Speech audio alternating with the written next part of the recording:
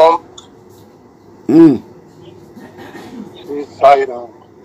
సర్వదేవతాతీత స్వరూపులు భగవాన్ శ్రీ సత్యసాయి బాబా వారి పాదపద్మంకు నమస్కరిస్తూ భక్తులందరికీ సాయిరామ్ అండి. తపోవనము గ్రంథములో 4వ అధ్యాయం ఈ రోజు ప్రారంభమవుతోంది. ఇంతకు ముందు నిన్న బాలుడిగా ఉన్నటువంటి సత్యముగా ఉన్నటువంటి ఆ స్వామి చిన్నప్పుడే తనలో ఉన్నటువంటి కొన్ని మహిమలను మహత్తులను చూపడం జరిగింది. అది కారణం సామాన్య బాలుడు కాదు అని చిన్నప్పటి నుంచే లోకానికి తెలియచేయడానికి చేసినటువంటి చిన్న మహిమలు. కప్పలను పావురాలుగా మార్చడం జరిగింది. అలాగే కొండప్ప మాస్టర్కి కుర్చీ కంటూ పోవడం అనేది, తర్వాత ఏమో ఒక పులిని వేటాడి హింస చేసినందుకు ఆంగ్లేయుడికి ఒక బుద్ధి చెప్పడానికి చేసినటువంటి సన్నివేశము. ఇలా బాల సత్యనారాయణ రాజుగా ఉన్నప్పుడే స్వామి ఇవి చూపించడం జరిగింది. ఇక ఇప్పుడు 4వ అధ్యాయంలో అవతార ప్రకటన అవుతుంది. శేషమరాజు గారు అంటే ఈయన అన్నగారు, శేషమరాజు గారికి ఈయన ఉపాధ్యాయుడు అనమాట వృత్తిరీత్యా. శేషమరాజు గారికి కడప జిల్లా కమలాపురం నివాసి వసుమర్తి వెంకటరామరాజు గారి సోదరితో వివాహం జరిగింది. తన తమ్ముడైన సత్యాన్ని చక్కగా చదివించాలనే ఉద్దేశంతో శేషమరాజు గారు సత్యాన్ని తీసుకువచ్చి కమలాపురం హై స్కూల్లో చేర్పించాడు. అదే సమయంలో శేషమరాజు గారు టీచర్ ట్రైనింగ్ కి వేరే చోటకు వెళ్ళవలసి వచ్చింది. అంటే ట్రైనింగ్ కాకుండానే ఉద్యోగం ఇచ్చారన్నమాట. ఆయన వేరే చోట ట్రైనింగ్ కి వెళ్ళవలసి వచ్చింది. ఆ సమయంలో జరిగినటువంటి సన్నివేశం. సత్యము పుష్పగిరి తిరునాళ్ళు. ఇక్కడ సేవ స్వామి చిన్నప్పుడే సేవ ఎలా మొదలు పెట్టారో తెలుసు. సత్యం కమలాపురం ఉన్నత పాఠశాలలో చేరిన కొన్నాళ్లకు పుష్పగిరి తిరునాళ్ళు వచ్చాయి. అక్కడి డ్రిల్ మాస్టరే పిల్లల స్కౌట్ బృందాన్ని ఒకటి తయారు చేశాడు. సమాజానికి సేవ చేయడానికి స్కౌట్ బాగా ఉపయోగపడుతుందని భావించి సత్యం కూడా స్కౌట్ లో చేరాడు. తన దగ్గర చాలినన్ని డబ్బులు లేని కారణంగా స్కౌట్ బృందంతో కలవకుండగా సత్యం విడిగా తానొక్కడే బయలుదేరి కాలినడకన పుష్పగిరి చేరుకున్నాడు. అక్కడ భోజనం చేయడానికి డబ్బులు లేకపోతే ఉపవాసం ఉంటూ ఆ సంగతి మిత్రులతో కానీ మాస్టర్తో కానీ చెప్పకుండా చిరునవ్వులు చిందిస్తూ సేవా కార్యక్రమంలో పాల్గొనేవాడు. ఎవరైనా భోజనం చేసేవారు అడిగితే సత్యం తన అరచేయి చూపించేవాడు. ఆ చేతి నుంచి పిండి వంటల సువాసనలు వచ్చేవి. బంధువుల ఇంట చక్కని భోజనం చేసి వచ్చాడని భావించి ఆ మాస్టారు అందరి పిల్లలతో పాటే సుకుమారుడైన సత్యం చేత కూడా పనులు చేయించాడు. తప్పిపోయిన పిల్లల్ని వారి తల్లిదండ్రులకు అప్పగించటం, యాత్రికులకు మంచినీరు సమకూర్చటం, ఆరోగ్య అవసరాలు చూడటం, ప్రాథమిక చికిత్స చేయించటం, ఇటువంటి సేవలను నిర్వర్తించి ఆ పుష్పగిరి తిరునాళ్లలో సత్యం అందరికీ ఆదర్శంగా నిలిచాడు. 11 సంవత్సరాల వయసులోనే. ఆనాడు వేసిన బీజము ఈనాడు ప్రపంచవ్యాప్తంగా విస్తరిల్లిన శ్రీ సత్యసాయి సేవాదళ్ బహుశా ఆనాడు స్కౌట్ బృందానికి ప్రతిరూపమే కావచ్చు. టీచర్ ట్రైనింగ్ పూర్తి చేసుకుని రాగానే అన్నగారైన శేషమరాజు గారికి తెలుగు పండితుడిగా ఉరవకొండలో ఉద్యోగం వచ్చింది. రాముని లీలలు కృష్ణుని లీలలు పాఠశాలల్లో పాఠం చెబుతున్నప్పటికీ ఆ రోజుల్లో పాఠ్యాంశాలు రాముడు కృష్ణుడు గురించి ఉండేవి. ఆ పాఠం చెప్తున్నప్పుడు వాళ్ళ అన్నగారికి అవతార పురుషుడు తన ఇంట్లో చూపే లీలల్ని అర్థం చేసుకోలేక తండ్రితో పాటు శేషమరాజు గారు కూడా తన తమ్ముడు చేసేటువంటి కుమారుడు చేసేటువంటి ఈ పనులు దయ్యాలు భూతాలు ఆవహించి చేస్తున్న పనులని భావించాడు. అందుకనే ఉరవకొండలో తన దగ్గర ఉంచుకొని పెద్దంతో తమ్ముడిని దారిలో పెట్టవచ్చునని భావించాడు. ఈశ్వరమ్మ ఎంతో భారమైన హృదయంతో చిన్న కుమారుణ్ణి ఉరవకొండకు పంపడానికి అంగీకరించింది. నేను అందరికీ సేవకుణ్ణే అంటున్నారు స్వామి. సత్యం ఉరవకొండలోని ఉన్నత పాఠశాలలో 8వ తరగతిలో చేరాడు. అక్కడ మంచినీటి బావి ఊరికి 1 మైలు దూరం ఉండేది.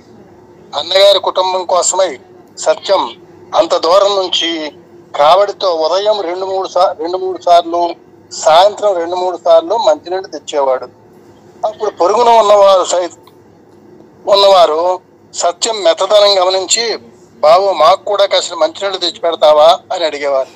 అందుకు సత్యం ఆనందంగా అలాగే తప్పకుండా అని వారికి కూడా మంచినీళ్ళు తెచ్చిపెట్టేవాడు.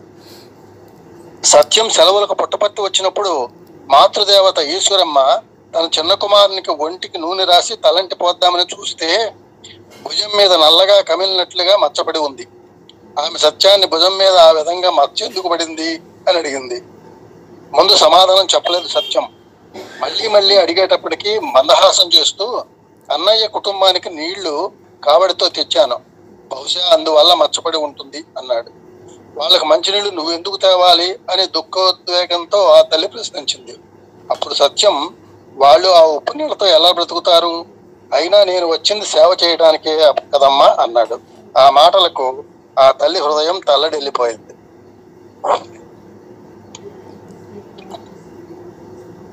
ఢిల్లీలో జర్మనీ రాయబార కార్యాలయంలో పనిచేస్తున్న అన్నా మరియా మార్వహ అనే ఆమె భగవాన్ బాబా దివ్య ప్రేమ మాధుర్యాన్ని రుచి చూచిన ధన్యురాలు.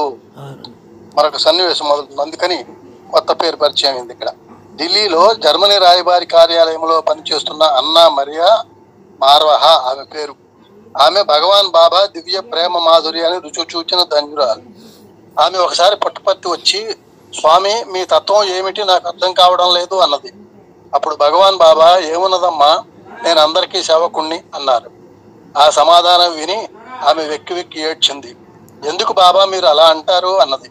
అప్పుడు స్వామి, నిజమేనమ్మా, అందరూ నాకు పనులు చెప్తుంటారు, అందరి పనులు చేసేవాడు సేవకుడే కదా అన్నారు. భక్తులందరూ వాళ్ళకున్న కష్టాలన్నీ చెప్పుకుంటూ తీర్చమంటారు. ఆ తీర్చిపెట్టే పనులు చేసేవాడిని కనుక సేవకుణ్ణే అంటున్నారు ఆయన. భగవాన్ బాబా మాటలు చేతలు చిన్నప్పటివి ఇప్పటివి ఒకే రకంగా ఉన్నాయి. స్వామి చిన్నప్పుడు మంచినీళ్ళు తెచ్చారు, ఇప్పుడు 82 సంవత్సరాల వయసులోనూ మంచినీళ్ళు తెస్తూనే ఉన్నారు. కాకపోతే ఇప్పుడు శ్రీ సత్యసాయి వాటర్ ప్రాజెక్ట్ అని పేరు, అంతే తేడా. అప్పుడు పొరుగింటి వారు, బాబు మాకు కాస్త మంచినీళ్ళు తీసుకువస్తావా అని అడిగారు అప్పట్లో. ఇప్పుడు పొరుగు జిల్లాల వాళ్ళు వెళ్ళి అడుగుతున్నారు, బాబా మాకు కూడా కాస్త మంచినీళ్ళు ఇస్తారా అని. భగవాన్ బాబా అపారమైన ప్రేమతో అప్పుడు ఇప్పుడు అంటూనే ఉన్నారు, తప్పక తప్పక అన్ని చేస్తానని అంటున్నారు.